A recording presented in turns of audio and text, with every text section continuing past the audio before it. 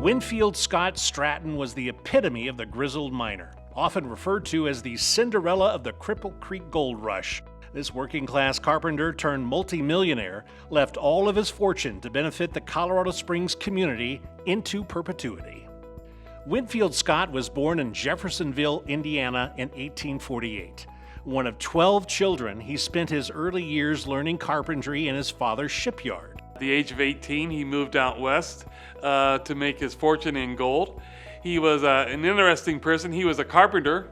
He had his shop right on Pikes Peak Avenue. He was known to have built some of the most famous houses in Colorado Springs. One of them is the McAllister House. He studied geology at Colorado College and metallurgy at the Colorado School of Mines. He wanted to learn from the true experts in the field. He started prospecting for gold and silver in the summers. He struggled for over 15 years before he hit it big with the Independence Mine in Cripple Creek on July 4th, 1891. He became very wealthy, one of the top 10 wealthiest people in the country. The Independence sold to a London investment group for $10 million. He was able to do a number of philanthropic things. He bought and ran the trolley car company, and he tried to keep the prices low so that it would be affordable to the general populace. He gave the land for our post office downtown, as well as for the City Hall, which is now the Pioneers Museum here in Colorado Springs.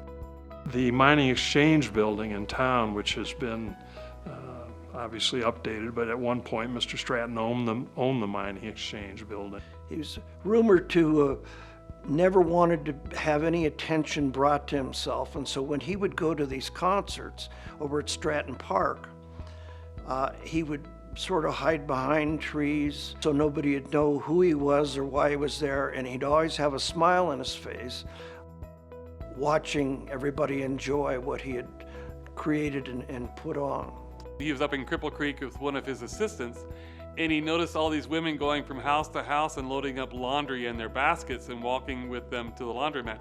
And on the spot, he ordered his assistant to buy them all bicycles to make their job easier. And of course, the ultimate thing that he did was he put into his will that his fortune should go to create a home, and he wanted the purpose of that home to be to support people who either because of old age, youth, were unable to support themselves.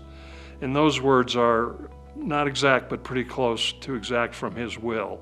Winfield Scott died in 1902, and the Myron Stratton home, named after his father, opened up in 1913. He continued to receive on a quarterly basis significant royalty payments that help us continue his wishes at Myron Stratton home. I think of really compassion and care. Giving a hand up and not a handout was really a motto that he had. And that's the legacy we've tried to continue for the last 123 years here on campus.